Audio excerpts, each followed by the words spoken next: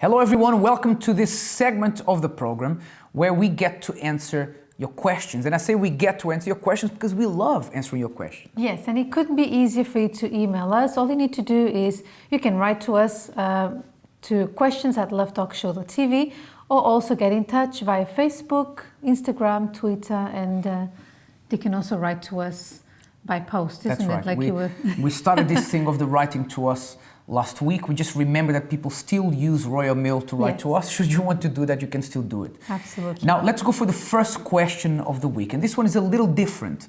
It says, I'm a mature lady who still believes I can find love. I've been single for some time, and my question is, what is the best way to find someone? I have signed up to dating agencies, and I keep asking people if they know someone who's suitable for me, but I haven't found anyone yet. What is the best way to meet someone who wants the same thing that I do? Actually, we were talking about something similar to this in the Chrissy B show the other day. Oh, yes. And actually, Chrissy B is here today on our show with her husband.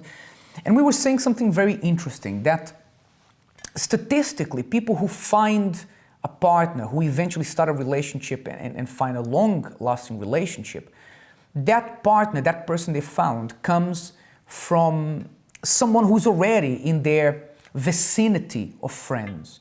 So either someone who they know or someone who's referred to them by a friend, or even someone that they never thought of as a possible love interest, but something developed later.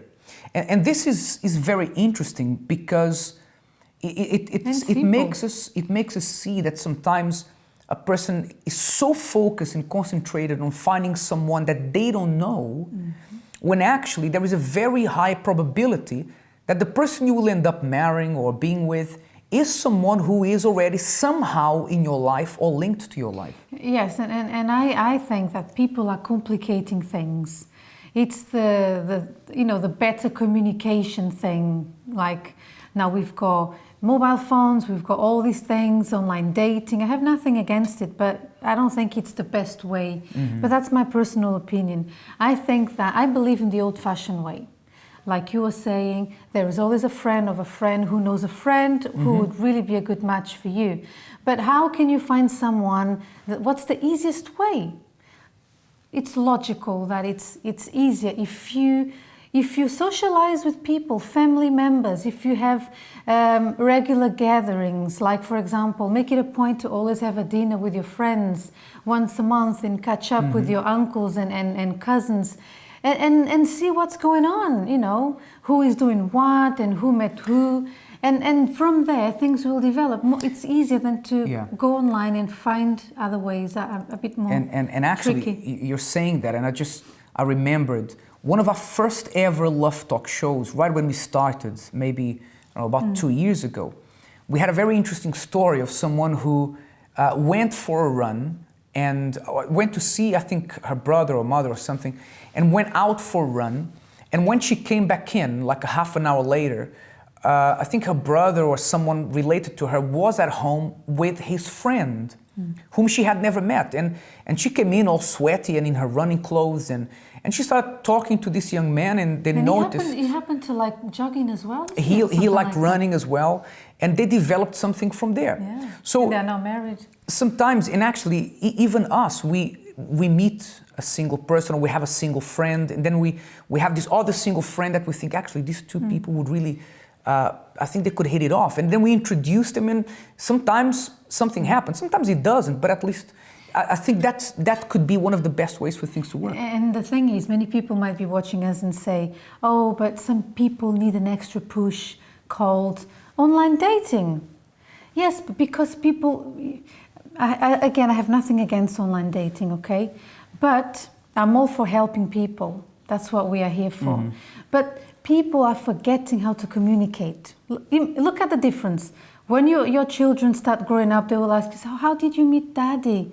Oh, you know, I used a software, or an application or whatever. But look at the difference. I bumped into your cousin, and then he had a friend was there and everything, and then we started writing letters to one another. And look at the difference. You communicate. It's called coming out of your comfort zone, and this is something that people don't like to do as much nowadays. And as Elena said, let's just put it out there that we have nothing against online dating. We're not slagging it off, but certainly it is easier for you to develop something with someone that you probably already know, or someone that your friends can vouch for, because and it's not as risky. Yeah, and if I know someone that it's really good fun and a good person, then if I refer a friend of mine to that person, that's already a plus, right? Because your friend wouldn't refer someone who's not good for you. So I think possibly the best way, or the most effective way, is to look at people you know and try to socialize in that circle of friends, see if there's anyone that they can introduce you to. I'm sure if you persevere, you will find the right person. Indeed, and just before we go into the next question, I know I've been dragging this one on for a bit longer than usual, but she said something interesting at the end. How can I find someone that has the same interests as me? Well, by looking around. For example, if you are someone who likes to dance, or you have your salsa dance classes or whatever classes, or you like bird watching. Yes, well, whatever it is. Whatever. If you enjoy bird watching, whatever. So then you're gonna try to socialize with groups that like to do the same things, and obviously you will find someone who likes the same things. That's right. But you have to move on to the next question, otherwise we run out of time. It's a Facebook question from someone, of course, on Facebook, and it says, I have been married for 2 years and try to be the best husband I can. I help my wife at home, I work hard, and I try to do my best. Well, congratulations. There's not many like this out there. My husband has some... My wife has some friendships I disapprove, especially a male neighbor who she talks a lot to and I am not comfortable with. I would like to know what is the best way to deal with this. Well, golden tip, if you feel intimidated by a friend of your spouse who is of the opposite sex, become friends with him or her as well. Right there and then. For example, you notice that she likes to talk to the neighbor a lot, so let's see who the neighbor is, let's see what's going on. If you know what I mean. Let's see what's going on. So invite him for dinner, invite him, or maybe he's married as well, come in for dinner, let's see who this person is. Yeah. Of course, if I was to talk about all the possibilities... we have to say that it doesn't solve the problem. No, but right? You have to let me finish. Okay. Because then I might come up with a solution. Because what I mean is this. If you just stay there in your corner wondering why are they so friends and what's going on, you are not going to help in any way and you're not going to find out what's going on. So get closer to the person, try to understand what's going on. And that's a way of you. Yeah. Maybe it's not what you think. But let's just go back to something we have spoken in this program quite a few times, and it's that regardless of what you believe or not, friendship with someone of the opposite sex is a recipe for disaster. Okay, and you may point at the screen right now and say you guys are old-fashioned, and you can say that all you want. You're entitled to do that. However, let's just say that looking at examples we have dealt with, it's a recipe for disaster, because the day something goes wrong in the relationship and I go to this work colleague and say, you know what, my wife did something that I really didn't like and so on, and then this work colleague puts her arm around me and says, oh, it's okay, don't worry, I'm here for you. Something that's not good is going to happen. So the best thing is for you to be honest with her and say, listen, I'm not comfortable with this. I'm not really happy with this. And you can do what Elena said and try to get to know this person a little bit. But bottom line is, if this is affecting the relationship, be honest and say, look, I would like you to put some distance between both of you because I'm not happy with it. I agree 100% with you as well. But if, as a man, I'm thinking of a man, I don't know what you think of this. Men are not usually very keen on showing their emotions, that they are feeling jealous, right? So that's why I think the getting to know the person is a good idea before you actually see what's going on and say, listen, I don't like this. It's a good idea, but remember, it doesn't solve the problem. Okay? Wow. Now we're going to go to the last question, and actually we don't have a lot of time for this one. And actually this is it's a tricky one. And this comes from Nalva, and she says, "Hi guys, I was with the father of my daughter for 12 years. But during that time, I was never faithful to him. He eventually found out and left me. I started another relationship with someone else, but I was also not faithful to that man. When that relationship ended, I saw how I wasted my chance of being happy with the father of my daughter. The problem is that now I want him back, but he doesn't want me. What do I do to get him back?" Well, first of all, you've asked the wrong question. Your question shouldn't be, what do I do to get him back? I think the problem is deeper than that. Your problem is not to get that man back or anybody else back for that reason. The problem is you have a deeper issue with faithfulness.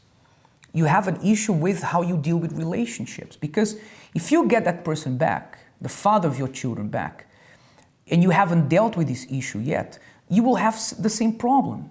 So before you even get this person back or you move on to another relationship, look at why you think or you have thought until now that it's okay to be unfaithful.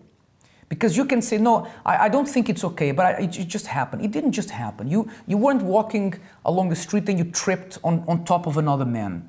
And you just happened to sleep with him because you tripped on top. That doesn't happen. You thought for some reason that this was okay. So before you even try to get anybody back or jump into another relationship, stop. You haven't had problems in being in a relationship. You've had relationships. The problem is you need to stop, be alone for a while, see why you thought this was okay, and look after yourself, seek help for you never to go back into this road again, because not only are you hurting yourself, but you're hurting someone else as well. Indeed, indeed. There isn't much more to add to this one, apart that he's actually protecting himself from you. If he keeps saying no to you, he's protecting himself and the children, because it's not a good example.